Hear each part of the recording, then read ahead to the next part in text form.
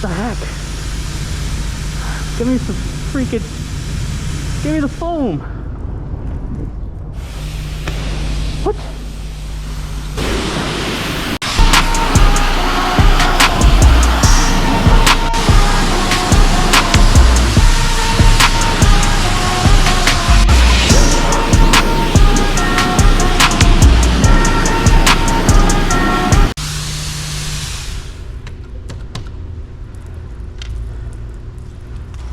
Don't give a shit. Minimum. Alright, she's clean. She's got to be dried off.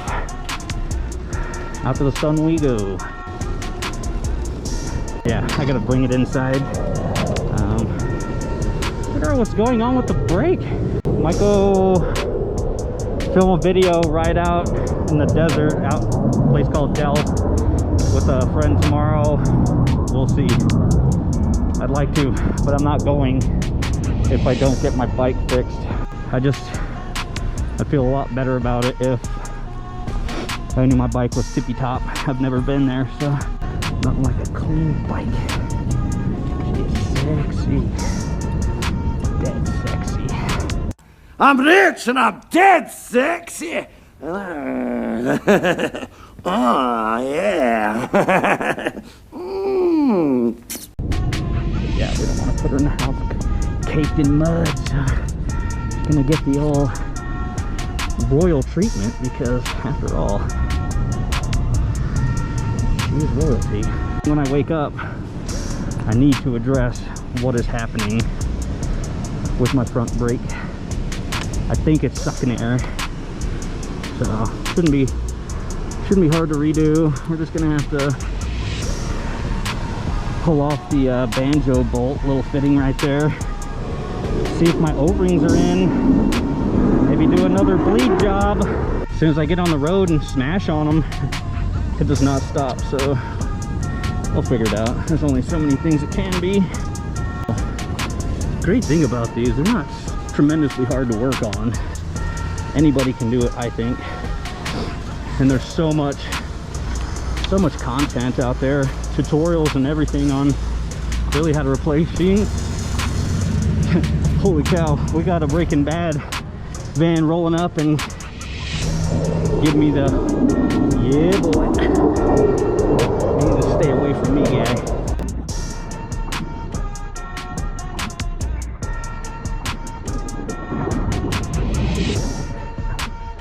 You take care of your bikes, people. I feel like when you do get her caked and dirty, just give it a little attention, and it's going to save a lot of issues potentially in the long run. You know, we got bearings all over these things.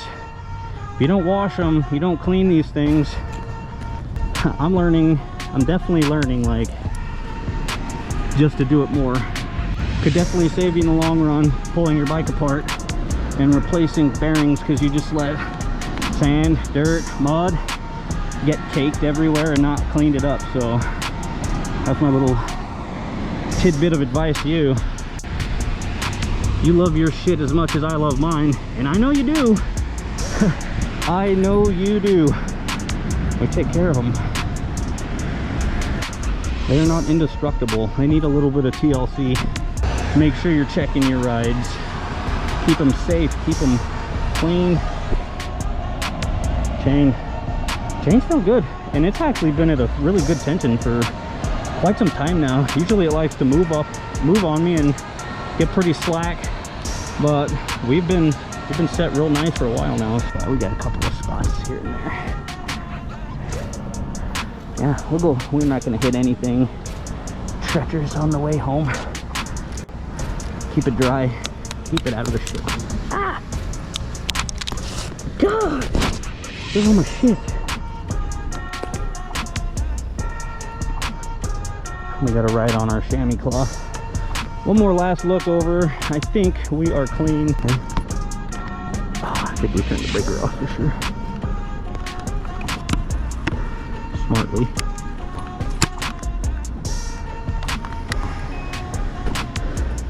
I didn't get a chance to show everybody the bash guard yet. So that is it. Not gonna see any color shifting.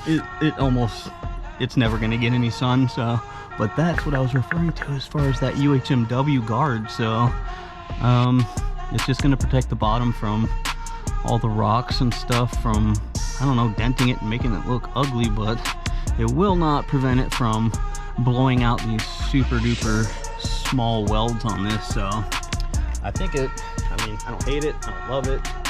It is what it is. It's just another piece on the bike now. So I appreciate everybody that has watched and tuned in and dropped a comment or a like on a video.